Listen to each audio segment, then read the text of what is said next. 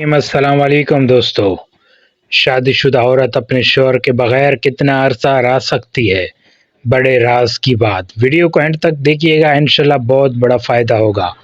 تاریخ الخلفاء میں جلال الدین سیوطی رحمۃ اللہ علیہ نے حضرت عمر رضی اللہ عنہ کے حوالے سے ذکر کیا ہے کہ آپ رات کے وقت گشت کر رہے تھے، گھر سے ایک عورت کی آواز آ رہی تھی، وہ کچھ اشعار پڑھ رہی تھی۔ مفہوم یہ تھا کہاں اس کا شوہر کہیں گھر سے دور چلا گیا تھا اور اس کے فراق میں غم زدہ تھی۔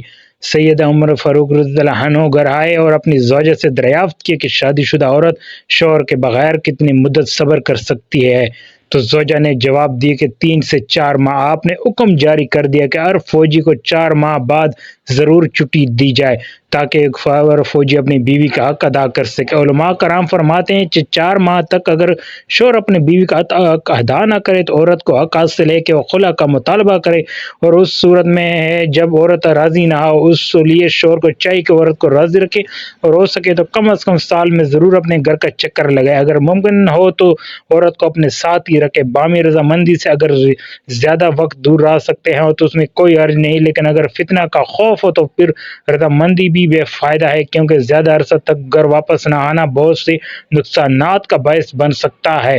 اس لیے شوہر کو چاہیے کہ عورت کو راضی رکھے اور ہو سکے تو کم از کم سال میں ضرور اپنے گھر کا چکر لگائے۔ ویڈیو پسند ہے تو لائک کرے، چینل کو لازمی سبسکرائب کر دے دوستو۔ اللہ حافظ۔